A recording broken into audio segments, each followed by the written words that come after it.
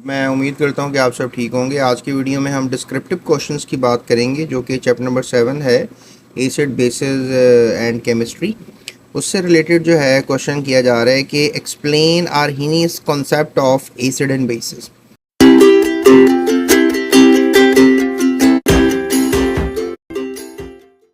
तो इसमें Arrhenius concept की बात की जाएगी। आपको पता है कि स्वांते आर्हीनियस एक स्वीडिश केमिस्ट था और इसने एसिड और बेस के जो कॉन्सेप्ट है उसको एक्सप्लेन करने की कोशिश की। इसने ये बेसिकली बताया कि जब कोई भी आप कंपाउंड लेते हैं लाइक एसिड, तो जब आप उस कंपाउंड को पानी में ऐड करते हैं, ठीक है, when you add that compound in water, तो पानी में ऐड करने के बाद क्या होता है कि वो कंपाउंड जो है वो बेसिकली पानी में H+ देगा या फिर Cl नेगेटिव देगा। तो H+ यानी कि हाइड्रोजन आयन जिसको कहा जाता है। तो इसका ये जो HCl है, जैसे एक कंपाउंड है, ऐसे पानी में आने के बाद ये डिसोसिएट हो गया है, यानी कि ये ब्रेक डाउन हो गया है आयंस के अंदर, इसको डिसोसिएशन कहते हैं। तो जब ये इसके अंदर आ जाएगा तो इससे क्या होगा कि ये प्रोटॉन दे देगा पानी में। तो ऐसा कंपाउंड जो पानी में प्रोटॉन दे डेफिनेटली इसके पास प्रोटॉन जो है वो होगा, तभी तो वो पानी में प्रोटॉन दे सकता है। जैसे हाइड्रोक्लोरिक एसिड है, नाइट्रिक एसिड है, सल्फ्यूरिक एसिड है और हाइड्रोजन साइनाइड, ये भी एक एसिडिक कंपाउंड है। तो इनमें से सबसे ज़्यादा जो प्रोटॉन दे सकता है वो सल्फ्यूरिक एसिड है। तो यू कैन से कि जो कंपाउंड है वो जब पानी में आपको प्रोटॉन देगा, यानी कि पानी में वो प्रोटॉन दे देगा, तो फिर पानी में एक प्रोटॉन इंक्रीज कर जाएगा। That is basically called as hydroxonium ion. यानी कि ये कंपाउंड पानी में जाने के बाद हाइड्रोऑक्सोनियम आयन जो है वो बनाएगा। तो आप इसको हाइड्रोऑक्सोनियम आयन कह सकते हैं या आप इसको हाइड्रोनियम आयन भी कह सकते हैं। सिंपली हमने तो इसको यही पढ़ा था, हाइड्रोनियम आयन, ठीक है। आप इसको हाइड्रोनियम आयन या हाइड्रोऑक्सोनियम आयन भी कह सकते हैं। तो साथ आपका पता है नेगेटिव रेडिकल जो है साइड पे आ जाएगा। तो that is called Arrhenius acid. ऐसा कंपाउंड जो प्रोटॉन दे पानी में, दैट इज़ आर्हीनियस एसिड। तो ये डिस्क्रिप्टिव क्वेश्चन मैं आपको बेसिकली समझाना चाह रहा हूँ। उसके बाद बात की जा रही है आर्हीनियस बेस की। अब आपके पास आर्हीनियस बेसिस नज़र आ रही हैं। तो अब क्या होगा कि जब आर्हीनियस बेस आप पानी में डालेंगे, लेट्स से दैट हमारे पास कास्टिक सोडा है, इसको हम कास्टिक सोडा कहते हैं, ठीक है। कास्टिक सोडा आप इसको कह लें या फिर आप इसको कहेंगे सोडियम हाइड्रो ऑक्साइड। इसका जो साइंटिफिक नेम होगा that is sodium hydro oxide. तो सोडियम हाइड्रो ऑक्साइड जो है ये पानी में आप डाल देंगे, तो फिर क्या होगा कि ये इसके पानी में आने के बाद ये हाइड्रो ऑक्साइड आयन देगा। इसको आप हाइड्रो ऑक्साइड आयन कह सकते हैं, आप इसको हाइड्रोक्सी आयन कह सकते हैं, ठीक है। तो caustic soda, caustic potash, sodium hydroxide या पोटाशियम हाइड्रोक्साइड, बेरियम हाइड्रोक्साइड, इसके साथ 2 हाइड्रोक्सी होते हैं क्योंकि इसकी वैलेंसी 2 होती है। तो अब क्या होता है कि ये पानी में आने के बाद हाइड्रोक्सी आयंस देते हैं। तो डिसोसिएट का मतलब ये जो कंपाउंड है, बेसिक कंपाउंड है, तो ये हाइड्रोक्सिल आयंस पानी में देगा। तो इस लिहाजा हम इसको कहेंगे कि ये आर्हीनियस की बेस है।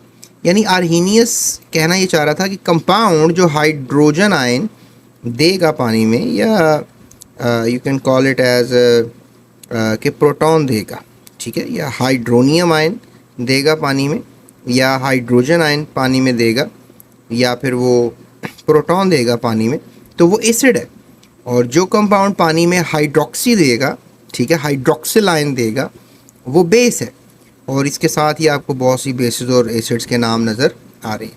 तो अब इसमें एक चीज़ जो है वो और बताई जाती है, आपने ये भी लिखना है और इसको इस तरह डायग्रामेटिकली बता देना है कि रोल ऑफ वाटर जो है वो क्या है इसके अंदर। तो आप ये कह सकते हैं कि जब आप देखते हैं रोल ऑफ वाटर, तो आपको पता है कि पानी जो है उसमें आपको नज़र आ रही है कि पानी के स्ट्रक्चर में 2 लोन पेयर्स होते हैं। So if we have oxygen, तो इसके पास ये 2 लोन पेयर्स होते हैं और यहाँ पे भी हाइड्रोजन होता है, यहाँ पे भी हाइड्रोजन होता है। सो that is not the right structure, लेकिन फिर समझाने के लिए मैं आपको बना दिए। थोड़ा सा स्ट्रक्चर अगर मैं बनाऊँगा तो that is something like this. थोड़ा सा हाइड्रोजन बेंड करके बनाऊँगा, that is the basically right structure, लेकिन समझाने के लिए। अब क्या होता है कि ये लोन पेयर्स हैं। So these things are called lone pairs. तो लोन पेयर्स क्या करते हैं कि जैसे ही सिस्टम में जो है वो हाइड्रोजन आयन आता है, तो वो इस लोन पेयर के साथ अट्रैक्ट करता है और अट्रैक्शन से कोऑर्डिनेट कोवलेंट बॉन्ड बनता है। यू कैन से कि यहाँ पर आपको 2 लोन पेयर्स नज़र आ रहे थे, तो ये देखें एक है अभी और एक जो है क्या बन गया है, कोऑर्डिनेट कोवलेंट बॉन्ड बन गया है। यानी जो हाइड्रोजन आयन आया उसने इस लोन पेयर के साथ बॉन्ड बना लिया, इसी लोन पेयर को कन्वर्ट कर दिया बॉन्ड पेयर में। ठीक है, लोन पेयर किस में कन्वर्ट हो गया, बॉन्ड पेयर में कन्वर्ट हो गया। So that makes an idea कि जो हाइड्रोजन आयन है उसने आके पानी के साथ अपना एसोसिएशन बना लिया, अपना एक लिंकेज बना लिया। ठीक है ना, तो इस तरीके से फिर क्या हुआ कि जो हाइड्रोजन है वो पानी के साथ एडजस्ट हो गया। यानी कि ये हाइड्रोजन कहाँ से आया, डेफिनेटली ये हाइड्रोजन एसिड ने दिया। जैसे भी थोड़ी देर पहले मैं आपसे बात कर रहा था, हाइड्रोक्लोरिक एसिड है, जैसे नाइट्रिक एसिड है, HNO3 है, एंड सो ऑन। सो इस तरीके से क्या हो रहा है कि सिनेरियो हो रहा है कि भाई हाइड्रोजन आयन और वाटर आपस में मिक्सअप हो रहे हैं, that is basically hydronium ion जो बन रहा है। और चूँकि हाइड्रोजन छोटा सा पार्टिकल है, इसकी जो चार्ज डेंसिटी है वो यहाँ पर इसकी थोड़ी सी बात की गई है, तो इतनी ज़्यादा नहीं है। The proton is very small in size, it's charge density is very high, इसकी चार्ज डेंसिटी काफ़ी ज़्यादा होती है। It forms a strong bond with the lone pair of the water molecule, तो ये लोन पेयर से बड़ा अच्छा बॉन्ड बना लेते हैं। ठीक है, इस बात को थोड़ा सा डायग्रामेटिकली और समझ लेते हैं। अगर आप डायग्रामेटिकली समझना चाहते हैं मज़ीद, तो आप ये देख सकते हैं कि ये एक हाइड्रोजन आयन है, इसने जो है वो 4 वाटर मॉलिक्यूल्स के जो लोन पेयर्स हैं उनको देखें अट्रैक्शन शो की हुई है, and that is how arrangement of water molecules around the hydrogen ion आपको नज़र आ रहा है। इस तरह जब हाइड्रोक्सी आयन आता है प्यारे बच्चों पानी में, तो उसका जो ऑक्सीजन है वो डेफिनेटली वाटर के जो हाइड्रोजन पॉजिटिव साइड होती है उसके साथ अट्रैक्ट कर जाता है। यहाँ पर भी आप देख रहे हैं कि कैसे वो अट्रैक्ट कर रहा है, और इस तरीके से फिर क्या होता है कि हाइड्रोक्सी भी पानी में मिलने की सलाहियत रखता है। जैसे यहाँ पर आपको मैंने बताया कॉन्सेप्ट में कि HCl पानी में मिक्स हो जाएगा, उसका प्रोटॉन पानी में मिक्स हो जाएगा, और यहाँ से हाइड्रोक्सी है ये भी पानी में मिक्स हो जाएगा। और कहा यह जाता है कि जो सोडियम हाइड्रोक्साइड है, पोटेशियम हाइड्रोक्साइड है, इवन सम बेसिस, ये स्पैरिंगली सॉल्युबल है यानी बहुत कम पानी में मिक्स होती हैं। और ये कॉपर हाइड्रोक्साइड है, ये एक बेस है, ये पानी में मिक्स ही नहीं होती है।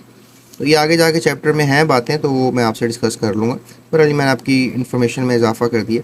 सो ये है बेसिकली कॉन्सेप्ट जो आपको अब याद रहना चाहिए, that is basically called as the Arrhenius concept for acid and bases, right. उन्होंने यही कहा कि एक्सप्लेन कर दें Arrhenius concept of acid and bases, तो वो मैंने आपको सारा एक्सप्लेन कर दिया है, एंड आई होप कि आप इसको नोट डाउन कर लें, इसी जो आपको इस तरह हेडिंग्स के साथ आपने बनाना है। और ये डायग्राम तो आपसे नहीं बनेगी, लेकिन ये डायग्राम आप सीख सकते हैं, ये सीख सकते हैं, इस तरह से आपके पूरे नंबर जो हैं वो आ जाएंगे और आप अर्हेनियस कॉन्सेप्ट को एक्सप्लेन कर पाएंगे। अगर हम क्वेश्चन नंबर 2 की बात करें जो आपकी बुक में, compare Arrhenius and Bronsted Lowry concepts of acid and bases. अब लॉरी एंड अर्हेनियस कॉन्सेप्ट के ऊपर जो है वो बात की जाती है। आप मेरा लेक्चर लीजिएगा जिसमें मैंने ब्रॉन्स्टेड लॉरी कॉन्सेप्ट को भी एक्सप्लेन किया हुआ है, तो उसके बाद अगर इस क्वेश्चन को आप देखने आएंगे तो आपको काफ़ी ईजीली समझ में आ जाएगा। बहरहाल that is the second question of your descriptive questions. तो उसमें यहाँ पर आगे कंपैरिजन कर लें, बताएं कि भाई अर्हेनियस कॉन्सेप्ट में और लॉरी ब्रॉन्स्टेड कॉन्सेप्ट में आखिर क्या कंपैरिजन है, क्या ऐसी बातें हैं। तो एक तो बात मैं आपसे इस लेक्चर को शुरू करने से पहले ये करूँगा कि भाई आप ये याद रखें कि जो अर्हेनियस का एसिड है वो लॉरी ब्रॉन्स्टेड का भी एसिड है, या ब्रॉन्स्टेड लॉरी का भी एसिड है। और जो अर्हेनियस की बेस है वो ब्रॉन्स्टेड लॉरी की बेस नहीं है। जैसे आपको मैंने बताया कि जो अर्हेनियस की बेस है that is a sodium hydro oxide, अभी आपसे बात हुई है। और इसी तरह से जो लॉरी ब्रॉन्स्टेड है या ब्रॉन्स्टेड लॉरी है, इनकी जो बेस है दैट इज़ अमोनिया। ठीक है, तो अमोनिया में तो हाइड्रोक्सी नहीं है, तो ये कॉन्ट्राडिक्शन आ रही है। लेकिन चूंकि जो कॉन्सेप्ट है ब्रॉन्स्टेड लॉरी वो है प्रोटॉन या हाइड्रोजन आयन का लेना देना, यानी कि जो एसिड होगा वो प्रोटॉन देगा और जो बेस होगी वो प्रोटॉन लेगा। तो इस तरह कंपैरिजन हो सकता है इन दोनों के दरमियान। ठीक है, तो अगर आपको लेट्स से दैट कि कोई भी इस चैनल से वीडियो चाहिए तो आप लिखें डिस्क्रिप्टिव क्वेश्चन, चैप्टर का नंबर लिखें, उसका नाम लिखें, स्पेस GS अकेडमी आप यूट्यूब सर्च बार पे लगाएं तो आपको वो वीडियो मिल जाएगी। इसके अलावा अगर आपको कोई लेक्चर चाहिए मेरा, लेट्स से दैट अर्हेनियस कॉन्सेप्ट या फिर लॉरी ब्रॉन्स्टेड कॉन्सेप्ट, तो मैंने बड़े अच्छे तरीके से समझाया हुआ है। आप लिखें अर्हेनियस कॉन्सेप्ट स्पेस GS अकेडमी, तो आपको मेरा अर्हेनियस कॉन्सेप्ट की वीडियो मिलेगी जो मैंने बड़े अच्छे तरीके से बनाई हुई है आपको समझाने के लिए। इस तरह ही आप ब्रॉन्स्टेड लॉरी कॉन्सेप्ट लिखें यूट्यूब सर्च बार पे तो आपको मेरी वो भी वीडियो मिलेगी। तो इस क्वेश्चन की बात कर लेते हैं, कंपैरिजन करते हैं। अब देखें, अगर फॉर एग्जांपल हम एसिड की बात करें तो उसने कहा भी कि जो एसिड है वो प्रोटॉन डोनेट करेगा, जबकि ब्रॉन्स्टेड लॉरी में तो ये बताया गया कि जो प्रोटॉन वो भी डोनेट करेगा। ठीक है, इसमें लिखा गया कि an acid is a substance that donates a proton when dissolved in water या dissociate in water. An acid is a substance that donates a proton but the condition of the presence of the water during the donation was however eliminated. यहाँ पर मज़ीद detail लिखी हुई है, पर आप यहाँ तक अगर आप कर लेंगे तो दैट इज़ नॉट रॉन्ग, ये एक्स्ट्रा है। उसके बाद डेफिनेशन ऑफ बेस की तरफ देखें तो आप base is substance that donates hydroxy ions in water, तो ये तो आपको पता है, मैंने बताया अभी आपको। और यहाँ पे आप base substance that accepts a proton, जैसे मैं बता रहा हूँ कि अमोनिया जो है वो प्रोटॉन एक्सेप्ट कर सकती है और वो डेफिनेटली बन सकती है समथिंग लाइक अमोनियम, राइट। तो ये पीछे मैंने आपको जब लॉरी ब्रॉन्स्टेड कॉन्सेप्ट करवाया तो वहाँ पर ये बातें की हैं मैंने आपसे। इसके अलावा बताया गया मीडियम की अगर बात करें, this concept is limited to the aqueous medium, यानी पानी के बगैर हम ये बात नहीं कर सकते कि एसिड क्या है और बेस क्या है। तो this concept is applicable in any solvent system और may not require any solvent. तो आप मतलब किसी भी लिक्विड मीडियम या एक्वस मीडियम के बगैर भी इस कॉन्सेप्ट को चला सकते हैं। अच्छा कॉन्सेप्ट है जो पानी की लिमिटेशन नहीं लगा रहा। तो आर्हीनियस कॉन्सेप्ट में पानी का होना ज़रूरी है, जबकि लॉरी ब्रॉन्स्टेड कॉन्सेप्ट में कोई भी सॉल्वेंट हो जाए या ना भी हो तो काम चल जाता है। मेजर सिमिलैरिटी एंड डिफरेंस क्या है आर्हीनियस कॉन्सेप्ट में और लॉरी ब्रॉन्स्टेड कॉन्सेप्ट में? All Arrhenius acids are Bronsted Lowry acid. ये मैं भी आपसे मैंने बात की कि जितने भी आर्हीनियस के एसिड्स हैं वो ब्रॉन्स्टेड लॉरी के भी एसिड हैं। लेकिन हाँ, all Bronsted Lowry bases are not Arrhenius bases, क्योंकि आर्हीनियस बेसिस में आपको पता है कि NaOH आता है, OH का होना ज़रूरी है। लेकिन यहाँ पे आप देखें अमोनिया एक बेस है, लेकिन यहाँ पे तो इसके पास OH नहीं है, लेकिन ये एक बेस है। उसके बाद लिमिटेशंस की बातें कर ली जाती हैं, ये भी कंपैरिजन में आ जाता है कि this concept limited to the aqueous solution does not account for the acid based reactions that occur in non aqueous medium, यानी पानी में ही रिएक्शंस को ये सपोर्ट करता है और पानी के बगैर ये कैसे बताएगा कि भाई एसिड क्या है और बेस क्या है। and also is limited to substances which contain hydrogen ions and hydroxy ions but cannot explain the nature of substances। जैसे फॉर एग्जांपल अब कोई ऐसा सब्सटेंस जिसके पास H+ आयन होगा और OH आयन होगा, उसी को ये बता सकता है कि भाई ये एसिड और बेस हैं। जैसे सोडियम कार्बोनेट एक बेसिक कंपाउंड है, अब इसमें तो OH नहीं है। पोटाशियम कार्बोनेट भी जो है एक बेसिक कंपाउंड है, इसमें भी OH नहीं है। अमोनिया भी एक बेस है, लेकिन इसमें तो OH ही नहीं है। तो do not contain any hydroxyl group in it, ठीक है ना, लेकिन ये बेसिक है which gets ionized by the water, but all these compounds behave as a bases and yield hydroxy in water, यानी कि पानी में हाइड्रोक्सी एज अ होल ये दे देते हैं, लेकिन इनके अंदर हाइड्रोक्सी तो नहीं है, तो ये लिमिटेशन है। उसके बाद अगर हम बात करते हैं यहाँ पर हम इसकी, तो although this theory is broader then Arrhenius concept, it is still has certain limitations. For example, it can't explain the nature of sulfur dioxide and calcium oxide। अब सल्फर डाइऑक्साइड एक एसिडिक कंपाउंड है, ठीक है ना, और calcium oxide जो है एक बेसिक कंपाउंड है। so it can't explain the nature of sulfur dioxide and calcium oxide which are acid and base respectively but cannot donate protons and accept hydrogen ions। तो लिहाजा यहाँ पर आप कहेंगे भी ये इसके पास तो प्रोटॉन नहीं है, तो लेकिन ये एसिडिक कंपाउंड है, और इसके पास जो है अब एक्सेप्शन नहीं है कि ये प्रोटॉन को ले, लेकिन ये एक बेसिक कंपाउंड है। तो यहाँ पर भी कोई थोड़ा सा मसला पैदा हो रहा है जो कि मसाइल पैदा करता है। तो ये था हमारा दूसरा क्वेश्चन। अब हम चलते हैं तीसरे क्वेश्चन की तरफ। जी तो बच्चों बात करते हैं अब आपसे हम चौथे क्वेश्चन की। बेसिकली ये थर्ड क्वेश्चन है आपकी एक्सरसाइज का। How does sulphuric acid react with the following compounds, जैसे अमोनियम क्लोराइड है, अमोनियम नाइट्रेट है, मैग्नीशियम ऑक्साइड है, मैग्नीशियम कार्बोनेट है, तो इनसे कैसे रिएक्शन करते हैं। तो आपको मुझे पता है कि रिएक्शंस बिल्कुल पसंद नहीं है, लेकिन मैं आपके लिए ना एक ईजी मेथड लेकर आया हूँ। इसमें क्या होगा कि आप इस ईजी मेथड से रिएक्शंस करोगे तो आपको बड़ी आसानी से रिएक्शंस कर लोगे। तो सल्फ्यूरिक एसिड देखो, फर्स्ट ऑफ ऑल तो सबका रिएक्शन सल्फ्यूरिक एसिड के साथ है, यानी कि H2SO4 का रिएक्शन अमोनियम क्लोराइड के साथ है, फिर H2SO4 का रिएक्शन अमोनियम नाइट्रेट के साथ है, H2SO4 का रिएक्शन मैग्नीशियम ऑक्साइड के साथ है। अगर आप ये मेरा ऑन बोर्ड लेक्चर लेना चाहते हो तो आप लिखो chemical properties of acid space GS academy, YouTube search bar पे लिखोगे chemical properties of acids space GS academy, मेरी एक वीडियो मिलेगी आपको। वो वीडियो आप देखो अच्छे तरीके से, तो आपको काफ़ी हद तक केमिकल रिएक्शंस करने आ जाएंगे। लेकिन फ़िलहाल मैं आपको यहाँ पे भी समझा देता हूँ कि आखिर इन रिएक्शंस को हम कैसे करेंगे। जैसे हमारे पास जो है अब H2SO4 है, उसका अमोनियम क्लोराइड के साथ रिएक्शन, ठीक है, H2SO4 और उसका रिएक्शन है अमोनियम क्लोराइड के साथ, ठीक है, अमोनियम क्लोराइड। अब आप सोच रहे होगे कि प्रोडक्ट कैसे बनाएं, खुद तो रिएक्शन याद करने पड़ेंगे। तो इस आसान ही है जो मैं आपको मेथड बता रहा हूँ। अब हाइड्रोजन आयन का सबको ही पता होता है +1 चार्ज होता है, दोनों का +1 तो +2 हो गया एज अ होल, है ना। तो फिर डेफिनेटली सल्फेट एक स्पीशी है, रेडिकल है, इसके ऊपर चार्ज लगा देंगे -2, ठीक है। उसके बाद हमारे पास यहाँ पे देखें ये अमोनियम है, ये +1 होता है, और जो क्लोरीन है ये क्या होता है, -1 होता है। अब यहाँ का जो पॉजिटिव स्पीशी है यहाँ की नेगेटिव स्पीशी से मिलेगी, लेकिन आप खुद देखें कि यहाँ की जो पॉजिटिव नेगेटिव है इनका हमने आपस में रिएक्शन करवाना है, ठीक है ना। हमारे पास कंपाउंड क्या था, हमारे पास कंपाउंड है अमोनियम क्लोराइड। तो what you get out of it, तो आपको साफ नज़र आ रहा है कि भाई +2 जो है वो -1 से तो रिएक्शन नहीं कर सकता, तो इसलिए यहाँ पर 2 मोल कर देते हैं, और यहाँ पर आप 2 मोल करेंगे तो ये क्या हो जाएगा +1, और ये क्या हो जाएगा -1 वंस अगेन। मतलब ये पहले एक ही स्पीशी थी, एक ही कंपाउंड था, एक ही मॉलिक्यूल था, तो मैंने एक दफ़ा लिख लिया। अब 2 दफ़ा हो गया तो 2 दफ़ा लिख लिया। अब ये दोनों का मिलाकर चार्ज जो है ना -2 हो जाएगा। अब कैंसिल हो रहा है ना, पॉजिटिव नेगेटिव से कैंसिल करना है। तो आपके पास प्रोडक्ट में क्या लिखोगे आप, डेफिनेटली आप लिखोगे HCl, ठीक है, HCl लिख लोगे आप प्रोडक्ट में, ठीक है। तो 2 लिखोगे क्योंकि 1 एंड 2, ठीक है। सो 2 मोल्स बनेगा, और यहाँ से अब आपको पता है ये दोनों को मिलाएंगे तो +2 हो जाएगा, और ये -2 है तो ये भी कैंसिल हो जाएंगे आपस में, पॉजिटिव नेगेटिव कैंसिल हो जाएंगे। तो हम पॉजिटिव पहले लिखेंगे, अमोनियम जो है वो पॉजिटिव है, वो 2 है, ब्रैकेट लगा के 2 लिखेंगे, 2 स्पीशीज़ थी। चार्ज नहीं लिखेंगे जब हम यहाँ लिख रहे होते हैं, तो ये अब चार्ज नहीं लिखेंगे, ये बॉडी लिख देंगे, this body is basically SO4।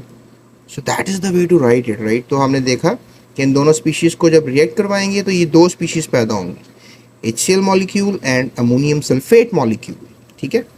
उसके बाद नेक्स्ट हमारे पास एक और इक्वेशन है, डेफिनेटली हम उसको भी करते हैं। अब सल्फ्यूरिक एसिड का रिएक्शन करवाएंगे हम किसके साथ, अमोनियम नाइट्रेट के साथ। H2SO4 है, और अब की बार हम रिएक्शन करवाएंगे अमोनियम नाइट्रेट के साथ, ठीक है, अमोनियम नाइट्रेट। अब की बार क्या होगा, अब सेम ही होगा, क्या इतना ख़ास डिफरेंस क्या होने वाला है, ठीक है। आपने ऐसे ही लिख देना है, और यहाँ पर क्या लिखेंगे आप, अमोनियम वंस अगेन +1 होगा, और नाइट्रेट जो है इस दफ़ा -1 होगा। ये +1 है तो डेफिनेटली एक एक ही लिखे हुए हैं ना, तो ये +1 है तो ये क्या हो जाएगा, -1 हो जाएगा। तो ये एक स्पीशी है और ये 2 स्पीशीज़ लगी हुई हैं इसके साथ, तो ये एक स्पीशी के ऊपर, अब आपको पता है कि ये 2 स्पीशीज़ हैं तो दोनों पे, इस पे तो +1 चार्ज होता है, दोनों का +2 चार्ज होगा, ठीक है ना। तो इसका फिर -2 ही होना चाहिए ना, क्योंकि न्यूट्रल बना हुआ है सिस्टम सारा। तो यहाँ से जनाब आप ये पॉजिटिव स्पीशी नेगेटिव स्पीशी आपस में कैंसिल फिर नहीं हो सकेगी, 2 मोल लेना पड़ेगा, क्योंकि यहाँ एक ही स्पीशी है, यहाँ पे एक स्पीशी है, लेकिन पॉजिटिव चार्ज 2 है यहाँ पर सिंगल, तो 2 मोल ले लें ताकि चार्ज बराबर हो जाए। अब चार्ज हो गया है बराबर, ठीक है। अब ये दोनों का मिला के क्या हो जाएगा, -2 कैंसिल हो रहे हैं यहाँ पे, तो क्या बनेगा HNO3, एक और एसिड तैयार होगा, दैट इज़ 2 मोल्स, और साथ आप क्या लिखेंगे, अमोनियम सल्फेट, है ना। दोनों का मिला के चार्ज +2 कैंसिल हो रहे हैं ना। अब तो अमोनियम वंस अगेन आपने क्या लिखना है, ब्रैकेट में लगा के 2 दफ़ा लिखना है, और साथ आपने सल्फेट जो है वो 1 दफ़ा लिख देना है प्यारे बच्चों। इस तरह से क्या होगा कि जनाब आपका दूसरी इक्वेशन भी हो गई। अब हम चलते हैं तीसरी इक्वेशन की तरफ। तीसरी इक्वेशन हमें क्या बता रही है कि जो सल्फ्यूरिक एसिड है उसका रिएक्शन होगा मैग्नीशियम ऑक्साइड के साथ, ठीक है। यह है सल्फ्यूरिक एसिड। अब इसका रिएक्शन किससे करने वाले हैं, मैग्नीशियम ऑक्साइड के साथ। इसको मिल्क ऑफ मैग्नीशिया भी कहते हैं, याद रखिए, milk of magnesia, magnesium oxide इसका साइंटिफिक नेम है। सल्फ्यूरिक एसिड डाईहाइड्रोजन सल्फेट इसका साइंटिफिक नेम है, या हाइड्रोजन सल्फेट भी आप कह लें तो गलत ना होगा। तो जनाब ये हमारे पास आ गया। अब उसके साथ हमने क्या करना है, -2, जैसे ऊपर हमने किया, याद है ये मेथड। आप ये मेथड पे गौर करें, और उसके बाद आप ये मेथड पे गौर करें, और आप इसमें सिमिलैरिटी चेक करें। आप सब जगह मैंने एक ही तरीके से एनालाइज किया इसको, ठीक है। ये मेथड अगर आप सीख लेते हैं ना, ये नीचे वाला जो रफ वर्क है ये आपने रफ पे करना है, बस आपने एग्जामिनर को ये इक्वेशन बना के देनी है, ठीक है। ये वाली इक्वेशन, ये वाली एग्जामिनर को इक्वेशन शो करनी है आपने, उसमें मोलैरिटी भी ऑटोमेटिकली बैलेंस हो जाती है। तो ये कर लेते हैं। अब यहाँ पर हमारे पास क्या है, मैग्नीशियम है। अब आपको पता है ऑक्सीजन पे -2 चार्ज होता है, ठीक है, और मैग्नीशियम पे ऑटोमेटिकली +2 होगा, क्योंकि अगर देखा ना एक एक स्पीशी है दोनों ये। अब यहाँ का जो पॉजिटिव है ये +2 है, यहाँ के -2 से कैंसिल होगा, क्या बनेगा, अब खुद आपको पता लग गया होगा, दैट इज़ वाटर, ठीक है कि नहीं। अब यहाँ पे ये +2 है, ये -2 है, कट रहा है, क्या बनेगा, मैग्नीशियम पॉजिटिव पहले आएगा, मैग्नीशियम सल्फेट। मेरे ख्याल में आपको आसानी लग रही होगी इसको करने में। एक और रिएक्शन करते हैं, दैट इज़ मैग्नीशियम कार्बोनेट। आप सल्फ्यूरिक एसिड का रिएक्शन करेंगे मैग्नीशियम कार्बोनेट के साथ, ठीक है। सल्फ्यूरिक एसिड का रिएक्शन करेंगे मैग्नीशियम कार्बोनेट के साथ, मैग्नीशियम कार्बोनेट के साथ, that is basically magnesium carbonate. अब यहाँ पर क्या होगा, अब आपने ये याद तो कर लिया होगा अभी सबके साथ, तो ऐसे ही कर रहे थे, यहाँ पर भी ऐसे ही करेंगे। मैग्नीशियम ऊपर +2 था तो आप याद रखो, कार्बोनेट क्या होगा, -2 होगा। अब यहाँ की पॉजिटिव स्पीशीज जो है +2 है, ये -2 है, कैंसिल हो रहे हैं। हाँ, यहाँ पे एक हिंट है, मैं आपको हिंट देता हूँ अभी। ये बनेगा H2CO3, क्योंकि 2 हाइड्रोजन है और कार्बोनेट एज इट इज़ आ गया। अब ये बनेगा मैग्नीशियम सल्फेट। अब आप कहोगे सर क्या is that a right answer? मैं कहूँगा नहीं। ये जब भी आपको बनता हुआ नज़र आए, जब भी आपको प्रोडक्ट में H2CO3 बनता हुआ नज़र आए, इसे हम कहते हैं कार्बोनिक एसिड, कार्बन वाला एसिड। तो जब भी आपको बनता हुआ नज़र आए तो आपने इसको नहीं लिखना, इसकी जगह पे आपने वाटर लिख देना है और कार्बन डाइऑक्साइड लिख देना है, क्योंकि कार्बन डाइऑक्साइड वाटर मिले तो कार्बोनिक एसिड बनता है। तो इसकी जगह पे हमने क्या लिख देना है, वाटर लिख देना है। 1 मोल है तो 1 ही मोल लिखेंगे, ये जो 1 मोल है ना यहाँ पे, तो 1 ही लिखेंगे, और कार्बन डाइऑक्साइड भी साथ होगा। अब बन गया ये ठीक रिएक्शन, ठीक है। तो ये बन गया अब आपके आगे ये ठीक reaction. So that is the way to do this equations. I hope आपको क्लियर हो गया होगा। चलते हैं अगले क्वेश्चन की तरफ। अब कुछ बच्चे मुझसे कह रहे थे कि सर आप तो पहले कार्बन डाइऑक्साइड और वाटर लिखा है, बाद में आपने मैग्नीशियम सल्फेट लिखा है, तो आपने गलत लिखा है। तो मैं कहूँगा भाई आप लिख सकते हो, ऐसे भी ठीक है। तो आप ये इसको इधर लिख दो, इसको इधर लिख दो, इसको इधर लिख दो, इसको इधर आगे पीछे कर सकते हो, इतना कोई इशू नहीं है, ठीक है। तो अगर सीक्वेंस में लिख लो तो वो भी बुरा नहीं है, ज़रा इक्वेशन अच्छी तरीके से बंदा फिर लिख देता है ना। उसके बाद क्वेश्चन नंबर 4 है आपकी डिस्क्रिप्टिव क्वेश्चंस में कि what happens when a base reacts with a non metallic oxide. ठीक है, एक बेस है, अब ये है non metallic oxide. What happens when a base react with a non metallic oxide, carbon dioxide एक नॉन मेटालिक ऑक्साइड है। What do you infer, यानी आप क्या हासिल करते हैं, इन्फर मीन आप क्या अखज़ करते हैं, क्या जान पाते हैं about the nature of a non metallic oxide. जब ये बेस नॉन मेटालिक ऑक्साइड से रिएक्ट करती है, आपको देखें उसने एक बेसिक कंपाउंड बनाया है और वाटर बनाया है, तो हमें क्या पता लगता है इससे, ये हमने बताना है। तो इसमें मैं आपको एक बताता हूँ, जब भी एसिड आपके सामने एसिड है ना, ठीक है, एसिडिक कंपाउंड है, और बेस तो आपके सामने ही है, एसिड और बेस रिएक्ट करते हैं ना, तो फिर सॉल्ट एंड वाटर बनते हैं। याद रखिएगा, ये एक जनरल फार्मूला जो मैंने आपको लिख के दिखा दिया है। सो प्यारे बच्चों, जब एसिड और बेस सॉल्ट वाटर बने, इसे कहते हैं न्यूट्रलाइजेशन रिएक्शन। Neutralization reaction. जब न्यूट्रलाइजेशन रिएक्शन होता है तो आपके सामने है जी, एसिड बेस के साथ एसिड बेस का रिएक्शन हुआ, सॉल्ट एंड वाटर बन गए। तो जब भी याद रखो, ये जो हमारे पास है नॉन मेटालिक ऑक्साइड और ये बेस है, तो नॉन मेटालिक ऑक्साइड सारी एसिडिक होती हैं अमूमन, याद रखना। जैसे फॉर एग्जांपल सल्फर डाइऑक्साइड है, ये भी एक नॉन मेटालिक ऑक्साइड है, तो एसिडिक इन नेचर है। तो इसमें क्या होता है कि ये रिएक्शन कहलाता है न्यूट्रलाइजेशन रिएक्शन। तो इस रिएक्शन को आप क्या कह सकते हो, न्यूट्रलाइजेशन रिएक्शन।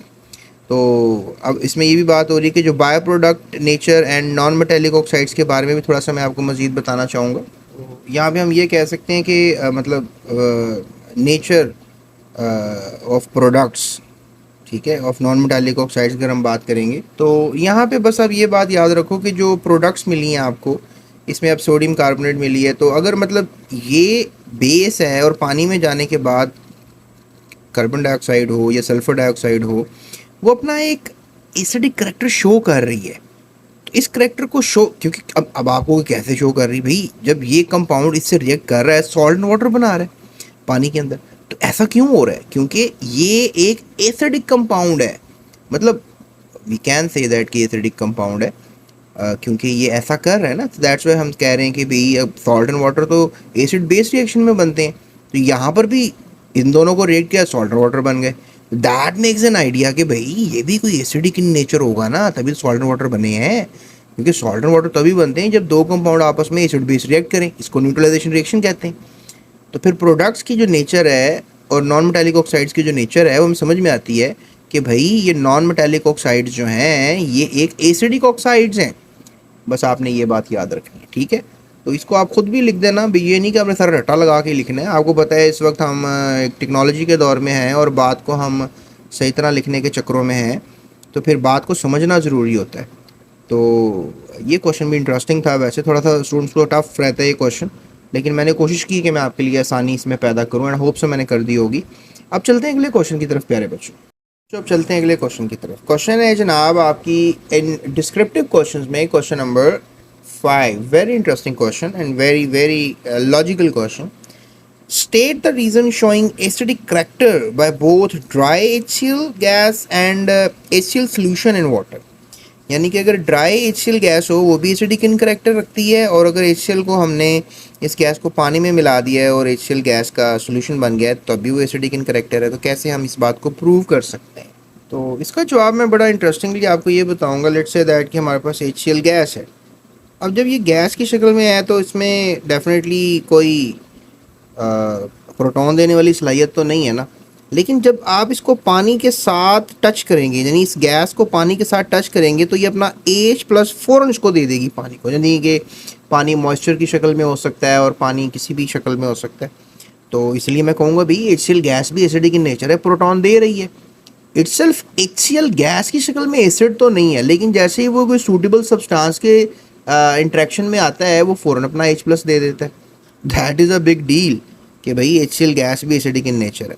लेकिन हाँ, जब आप HCl गैस को पानी में ही डिज़ोल्व कर देते हैं, लेट्स से दैट कि आपने इसको पानी में ही डिज़ोल्व कर दिया है, तो ये बहुत से हाइड्रोजन आयन जो हैं वो पानी में ऑलरेडी निकाल चुकी होती है। And that makes an idea कि पानी में जितने ज़्यादा हाइड्रोजन आयन्स होंगे डेफिनेटली HCl एक अच्छा एसिडिक कंपाउंड है, क्योंकि पानी में तकरीबन अपने सारे H+ वो दे देता है, और जितने ज़्यादा पानी में जो है वो H+ होंगे पानी उतना ही एसिडिक होगा।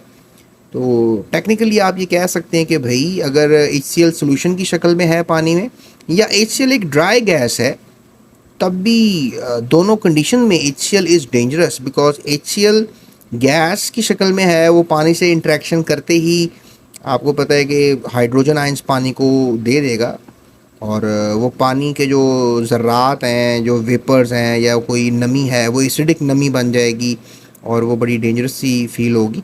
और डेफिनेटली जब ये पानी के साथ आप HCl गैस को पानी में ही डिज़ोल्व कर दिया तो पानी में तो वो बेतहाशा आयंस देगा। तो आर्हीनियस का कहना था कि जी H+ देने वाली स्पीशी एसिड होती है, तो HCl is a that kind of a species. और डेफिनेटली जब HCl के साथ हाइड्रोजन आयंस आप ऐड कर रहे हो तो साथ के क्लोराइड आयंस भी हैं, वो भी पानी में मिक्स हो जाएंगे। लेकिन पानी में क्लोराइड आयंस का होना कोई ऐसा कोई ख़ास प्रॉपर्टी शो नहीं करता, लेकिन H+ का ऐड होना पानी में बहुत ज़्यादा उसको एसिडिक बना देता है। यही चैप्टर में हम आपको सिखा रहे हैं। तो जनाब अब हम पहुंच गए अपने आखिरी सवाल की तरफ कि भाई जो छठा सवाल है, differentiate between N acid and its conjugate base. Acid बताएं और कॉन्जुगेट बेस बताएं वो क्या होती है। तो यहाँ पे आप एग्जांपल ले सकते हैं कि भी हमारे पास एक एसिड है HCl और साथ हमारे पास एक बेस है, पानी को ले लें चलें। मैं चलें आपको एग्जांपल समझाता हूँ। जैसे HCl है और पानी है, ठीक है। अब हमारे पास HCl और पानी है, और according to Lowry Bronsted concept H+ देने वाली स्पीशी एसिड है, लॉरी ब्रॉन्स्टेड कॉन्सेप्ट। और डेफिनेटली अब H+ तो यहाँ से जा रहा है ना इस तरफ, और यहाँ पे इसमें एंटर कर रहा है, तो लेने वाली स्पीशी ये हो गया एक्सेप्टर। क्या ख्याल है? पानी हो गया एक्सेप्टर, और HCl हाइड्रोक्लोरिक एसिड गैस या व्हाटएवर ये हो गया हमारे पास एसिड। ये तो बात हमने क्लियर कर ली। अब देखिए प्यारे बच्चों, सिनेरियो यहाँ पर ये है कि एसिड ने बेस के साथ रिएक्ट किया, अब बना दिया उसने हाइड्रोनियम आयन। खुद देखें यहाँ पर हमारे पास पानी में 2 हाइड्रोजन थे, एक हाइड्रोजन और आ गया, दैट बिकम्स हाइड्रोनियम आयन। और साथ डेफिनेटली जब इसने ये इस कंपाउंड ने इस कंपाउंड को टक्कर मारी, तो इस टक्कर से ये वाला हाइड्रोनियम आयन जो है वो इसके पास चला गया।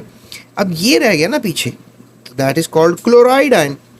अब ये हो गया हाइड्रोनियम आयन या hydroxonium ion, whatever you want to call. Hydronium ion ही बोल रहे हैं, बुक में बोला जा रहा है हाइड्रोनियम आयन, और दैट इज़ क्लोराइड आयन। पता नीचे कर लेते हैं ताकि आपको नज़र भी आए, ठीक है। Chloride ion, right, you call it as a chloride ion. अब क्या सिनेरियो हो रहा है जनाब, यहाँ पे क्या हो रहा है अब देखो ये, चलो अब ये तो चेंज हो गया इसमें, ये स्पीशी चेंज हो गई इसमें, है ना, और ये स्पीशी चेंज हो गई इसमें। अब इसने दिया तो ये एसिड, इसने लिया हाइड्रोजन आयन तो ये बेस। अब खुद सोचो, जब ये स्पीशी ने हाइड्रोजन आयन ले लिया है, उसके पास हाइड्रोजन आयन आ गया ना, and that makes an idea कि दे भी सकती है, and that is also acid, क्योंकि अब ये हाइड्रोजन आयन दे सकती है। और चूंकि इस स्पीशी ने हाइड्रोजन आयन दे दिया है तो ये बन गई, कॉमन सेंस की बात, अब ये ले भी सकती है हाइड्रोजन आयन, तो दैट इज ऑल्सो बेस। क्योंकि हमारे पास हाइड्रोजन आयन लेने वाली स्पीशी जो है वो क्या होती है, वो जनाब होती है हाइड्रोजन आयन देने वाली स्पीशी एसिड, लेने वाली बेस, और यहाँ पे फिर देने वाली एसिड। अब आप कहोगे सर आप क्या डबल माइंड कर रहे हो, पहले तो ये क्लियर हो गया ना, इसने दिया इसने लिया, तो ये लॉरी ब्रॉन्स्टेड कॉन्सेप्ट के हिसाब से ये एसिड ये बेस।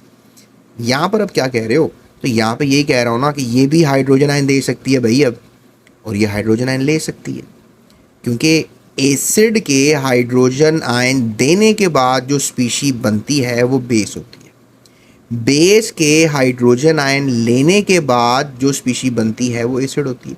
लेकिन ये प्रोडक्ट में है, इसलिए इसको नाम देंगे कॉन्जुगेट, और इसको भी नाम दे देंगे कॉन्जुगेट। ये कॉन्जुगेट एसिड है, ये कॉन्जुगेट बेस है, ठीक है ना। अब बुक में नहीं है, एक एग्जांपल मैं और करवा देता हूँ आपको, जैसे फॉर एग्जांपल HCl है, बल्कि छोड़े HCl को, let's talk about ammonia with water. अब तुम कहोगे सर इसमें क्या समझाने वाले हो, चलो इसमें मैं समझाता हूँ, ये भी आप डबल साइड कर लो रिएक्शन की। तो अब यहाँ पे मैं समझाने ये वाला हूँ प्यारे बच्चों आपको, यहाँ पे अब ये स्पीशी देगी इसको हाइड्रोजन आयन, तो ये एसिड हो गई, और कुछ स्पेलिंग गलत कर रहा हूँ, और ये हो गई अमोनिया, दैट इज़ बेस, क्योंकि अमोनिया हाइड्रोजन आयन लेती है। जब इसने हाइड्रोजन आयन दिया तो ये बन गया हाइड्रोक्सी, और जब ये हाइड्रोजन, दो थे ना हाइड्रोजन, एक चला गया ना, सोचो ना, तो ये एक हाइड्रोजन रह गया ना ऑक्सीजन के साथ, ठीक है।